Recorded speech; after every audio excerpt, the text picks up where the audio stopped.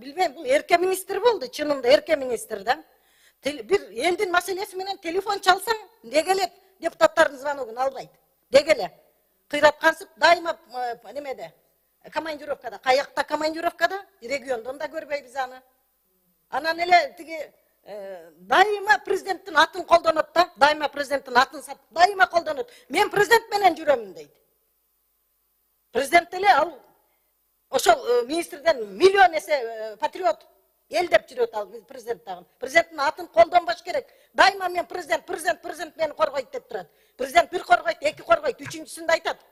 Элге жакпадыңбы кет дейт. Айтышыбыз керек. Бу окшогон эрке министрлерди. Министр өзү бюджет отуруп келиш керек эле да. Тиги Венера Калбековна мондой бул чоң 25 бул элдин тагдыры, министрдин тагдыры эмес бул. Министрлер күн сайын алмашып, эчтеке өзгөрбөйт. İşte albasa gün sayın almaştırış gerek bolsa. Bul ekinci jolu gelgen ministr. Men oylogom men ekinci jolu gelgende birinchide getirgen kemchiliklerin oңдой, түзөй, özün eldin tagdırı moynunda turat, oylonot go dep.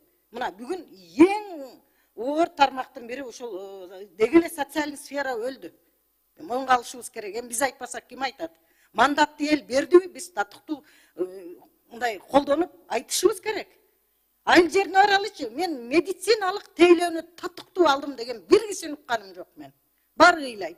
Тияка бар дейт, справкамды көтөрүп алып, бул жака келемин, тиги анализ тапшырам, анализим менен Бишкекке барсам, кайра тапшырамын, 10 жолудан төлөймүн. Анан бүт частниктерге төлөп атпайбы? Лабораториялар, бизде мамлекеттик лабораториялар айлык алып, бүт маяна иштелип атат. А бирок лабораториянын баары мына биз өзүбүз деле, мыного тиги управ деламинин эмесине барып тапшырат спецке. Барган деле тиги жыл сайын бир жол биз бүт өтөбүз проф эмеден. Тиги депутаттардагы. Бир канча анализди биз четке тапшырабыз, аны тиги частниктерге тапшырып атабыз. Алардын чөнтөгүнө салып байытып атабыз. Ай, жөнөкөй жарандар келип, элементардык дарыланган өзүнчө маселе. Камсыздандыруу өзүнчө маселе. Бир анализин тапшыра албайт татыктуу. Айланайындар.